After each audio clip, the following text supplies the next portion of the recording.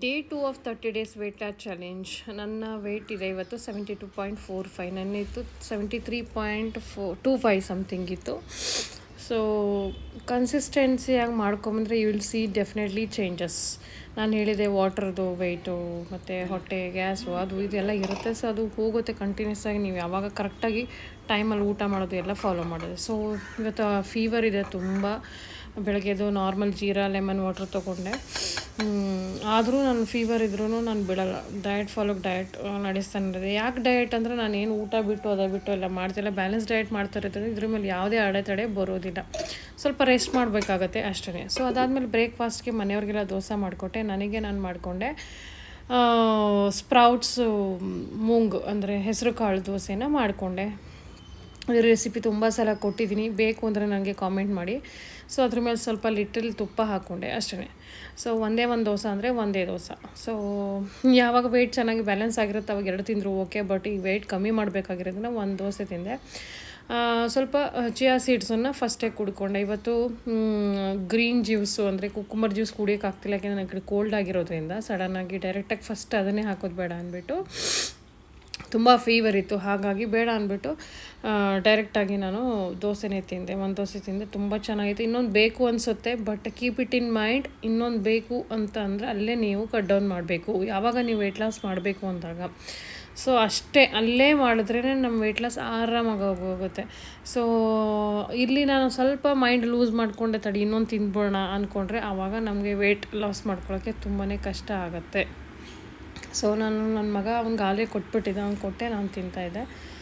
So ಅದಾದಮೇಲೆ ನೆಗಡಿ ಆಗಿದ್ದಿಲ್ಲ. So ಹಾಗಾಗಿ ಮನೆಯಲ್ಲೇ ಒಂದು ಮೆಡಿಸಿನ್ ಮಾಡ್ಕೊತೀನಿ. ಏನಪ್ಪ ಅಂತಂದರೆ ನೀರಿಗೆ ಜೀರಿಗೆ ಪುಡಿ, ಅಜ್ವೈನು ಪುಡಿ ಮಾಡಿಟ್ಟಿದ್ದೆಲ್ಲ ಅದನ್ನೇ ಹಾಕ್ಕೊಂಡೆ ನಾನು. ಅಜ್ವೈನು, ಸೋಂಪು, ಹಳದಿ, ಪೆಪ್ಪರು, ಚಕ್ಕೆ, ಲವಂಗ, ಶುಂಠಿ ಎಲ್ಲನೂ ಹಾಕಿ ಚೆನ್ನಾಗಿ ನೀರಿಗೆ ಕುದಿಸ್ಬೇಕು. ಇದನ್ನು ನೀವು ಮಕ್ಳಿಗೂ ಕೊಡ್ಬೋದು, ಮನೆಯವರೆಲ್ಲ ಕುಡಿಬೋದು ನೆಗಡಿ ಕೆಮ್ಮಾದಾಗ ಚಳಿಗಾಲದಲ್ಲಿ. ಸೊ ಬೆಳಗ್ಗೆ ಅದು 1 ಗ್ಲಾಸ್ ನೀರು ಇದನ್ನು ಕುಡಿದ್ಬಿಟ್ರೆ ಯಾವ ನೆಗಡಿ ಕೆಮ್ಮು ಜ್ವರ ಎಲ್ಲ ಕಮ್ಮಿ ಆಗೋಗುತ್ತೆ. ಸೊ ನಾನು ನೆಕ್ಸ್ಟ್ ಡೇ ಇವತ್ತು ವಾಯ್ಸ್ ಓವರ್ ಮಾಡ್ತಾಯಿದ್ದೀನಿ. ನಂಗೆ ಆಲ್ರೆಡಿ ಫೀವರ್ ಕಮ್ಮಿ ಆಗೋಗಿದೆ. ಸೊ ಕುಡಿತಾ ಹೋದೆ, ದಿನವೆಲ್ಲ ಕುಡಿತಾ ಹೋಗ್ತೀನಿ. ಇದೇ ನೀರನ್ನು ಸ್ವಲ್ಪ ಮಿಕ್ಸ್ ಮಾಡ್ಕೋತೀನಿ ಬೇರೆ ನೀರಿಗೆ, ಅದನ್ನು ಕುಡಿತೀನಿ. ತುಂಬ ಚೆನ್ನಾಗಿ ಅಂದರೆ ಚೆನ್ನಾಗಿರುತ್ತದೆ. ಮಧ್ಯದಲ್ಲಿ ಅಡುಗೆ ಮಾಡ್ತಾ ಫ್ರೂಟ್ಸು ತೊಗೊಂಡೆ. ಸ್ವಲ್ಪ ಯಾಕೋ ಫ್ರೂಟ್ಸ್ ತಿನ್ನಬೇಕು ಅನ್ನಿಸ್ತು. ತುಂಬ ಜನ ಅಂತಾರೆ ನಂಗೆ ಹುಷಾರಿಲ್ಲದೆ ಹೋದಾಗ, ನೆಗಡಿ ಕೆಮ್ಮಾದಾಗ, ಜ್ವರ ಬಂದಾಗ ಫ್ರೂಟ್ಸನ್ನು ಅವಾಯ್ಡ್ ಮಾಡಿ ಅಂತ. But instead I will take the fruits. ಯಾಕಂತಂದರೆ ವಿಟಮಿನ್ ಸಿ ಇರುತ್ತೆ ಅದರಲ್ಲಿ, ವಿಟಮಿನ್ಸ್ ಇರುತ್ತೆ, ಸೊ ಮಿನರಲ್ಸ್ ಇರುತ್ತೆ. So that helps a lot. ನಮಗೆ ಬೇಗ ರಿಕವರಿ ಆಗೋಕ್ಕೆ ಹೆಲ್ಪ್ ಮಾಡುತ್ತೆ. ಸೊ ಹಾಗಾಗಿ ನಾನು ಫ್ರೂಟ್ಸ್ ತಿಂದೆ, ನಂಗೆ ಇನ್ನೂ ಉಲ್ಟಾ ಚೆನ್ನಾಗಿ ಅನ್ನಿಸ್ತು. ಸೊ ನನ್ನ ಮಗನಿಗೆ ಪೊಮಗ್ರೆನೇಟ್ ತಿಂದು ಬಾಯಿಗೆ ಹಾಕಿ ಉಗಿದ್ಬಿಡ್ತಾನೆ. ಅದಕ್ಕೆ ಅವನಿಗೆ ಜ್ಯೂಸ್ ಥರ ಮಾಡಿಕೊಟ್ಟೆ. ಅದಾದಮೇಲೆ ಆಗ್ತಾನೆ ಇರಲಿಲ್ಲ, ನನಗೆ ಜ್ವರ ಬಂದು ಹೋಗ್ತಾಯಿತ್ತು. ಸೊ ಹಾಗಾಗಿ ಏನು ಮಾಡಿದೆ ಅಂದರೆ ಎಲ್ಲ ತರಕಾರಿ ಸೇರಿಸಿ ಒಂದು ಸಾಂಬಾರು ಮಾಡ್ಬಿಡೋಣ ಅಂತ. ಮನೆ ಕೆಲಸ ಮಾಡಲೇಬೇಕಲ್ಲ, ಏನೂ ಮಾಡೋಕ್ಕಾಗಲ್ಲ, ವಿಧಿನೇ ಇಲ್ಲ. ಡಿಸ್ ವಾಷರ್ ಬೇರೆ ಕೆಟ್ಟೋಗಿದೆ, ಪಾತ್ರೆ ತೊಳಿಲೇಬೇಕು, ಮನೆ ಕ್ಲೀನ್ ಮಾಡ್ಕೊಳ್ಳೇಬೇಕು. ಅಡುಗೆ ಮಾಡೋರು ಯಾರೂ ಇಲ್ಲ ಅಂದಾಗ ಏನೂ ಮಾಡೋಕ್ಕಾಗಲ್ಲ, ನಾನು ಮಾಡಲೇಬೇಕು. There is no option, help ಇಲ್ಲದೆ ಇರುವಾಗ. ಹಾಗಾಗಿ ಒಂದು ಸಾಂಬಾರು ಮಾಡಿಬಿಟ್ಟು ಇಟ್ಬಿಡೋಣ ಅಂದ್ಬಿಟ್ಟು ಸಾಂಬಾರು ಮತ್ತು ಅನ್ನನೇ ಮಾಡ್ತೀನಿ, ಏನೂ ಮಾಡಲಿಲ್ಲ. ಸೊ ಬಿಸಿಯಾಗಿ ತುಂಬ ಚೆನ್ನಾಗಿ ಅನ್ನಿಸ್ತು. ಇನ್ನೂ ಮುಖದಲ್ಲಿ ನೋಡಿ ಸ್ವೆಲ್ಲಿಂಗ್ ಆಗಿದ್ದು ಫ್ಯಾಟ್ ಕಾಣಿಸ್ತಾ ಇದೆ. ಸೊ ಯಾರು ಹೇಳಿದ್ರು ನಿಮ್ಮ ಸ್ಕಿನ್ನೋದು ತುಂಬ ಚೆನ್ನಾಗಾಗಿದೆ ಇವಾಗ ಅಂತ.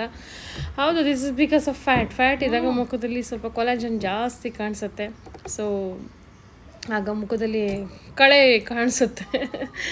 ಸೊ ಬಟ್ ಸಾಂಬಾರು ತುಂಬ ಚೆನ್ನಾಗಿತ್ತು, ಲೈಟ್ ವೇಟಾಗಿ ಮಾಡಿದೆ, ತುಂಬ ಖಾರವಾಗಿ ಎಲ್ಲ ಏನೂ ಮಾಡಿಲ್ಲ. ಬಟ್ ತರಕಾರಿ ಬೇಕಿತ್ತು, ಇನ್ನೇನು ಸತೆಕಾಯಿ ಏನೂ ಕಟ್ ಮಾಡ್ಕೊಳ್ಳೋ ಏನಿಲ್ಲ. ಅನ್ನ ಸಾರು ತಿಂದು ಮಲ್ಕೊಂಬಿಟ್ರೆ ಸಾಕು ನಂಗಾಗಿತ್ತು.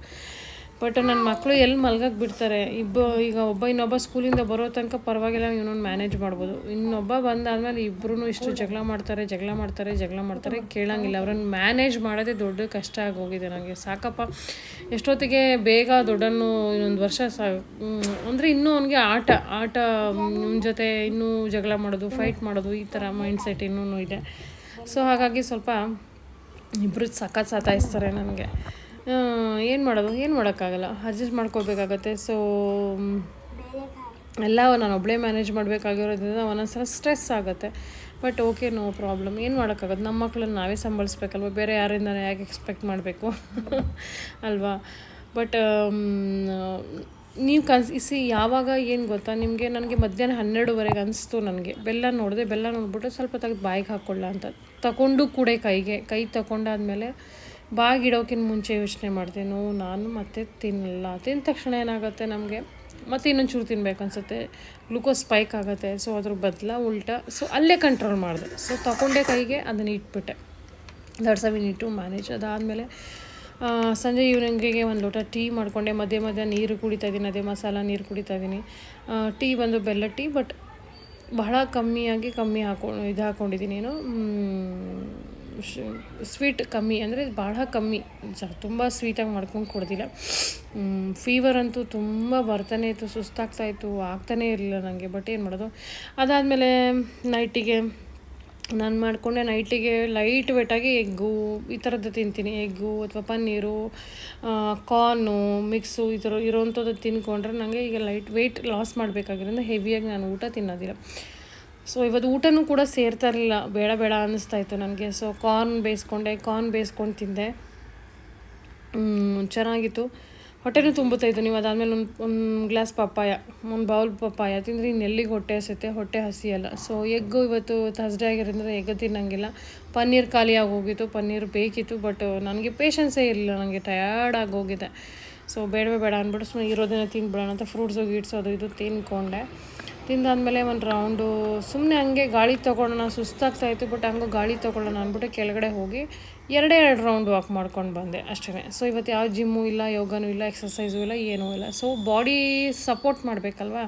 ಸುಮ್ಮನೆ ಟಯರ್ಡ್ ಆದಾಗ ನಾನು ಏನೋ ಒಂದು ಹಠಕ್ಕೆ ಹೋಗಿ ಮಾಡಿದ್ರೆ ಬೇಗ ರಿಕವರಿ ಆಗೋಲ್ಲ. ಸೊ ಹಾಗಾಗಿ ಮಾಡಿದೆ. ಸೊ ಇದು ನನ್ನ ಎರಡನೇ ದಿನ ಆಗಿತ್ತು. So keep watching. ಆಮೇಲೆ ನನ್ನ ಗೋಲ್ ಎಲ್ಲಿವರೆಗಿದೆ, ನಾನು 65ವರೆಗೇ ಇದೆ. ಅದಕ್ಕಿಂತ ಕೆಳಗಡೆ ಆದರೆ ನಾನು ಚೆನ್ನಾಗಿ ಕಾಣೋಣ ಅಂತ ತುಂಬ ಜನ ಹೇಳ್ತಾರೆ. ಸೊ ಹಾಗಾಗಿ ಅಲ್ಲಿವರೆಗೇ ನಾನು ಮಾಡ್ತೀನಿ. ಬಟ್ ಅಲ್ಲಿವರೆಗೆ ಹೋಗೋ ತನಕ I have to be consistency is the key.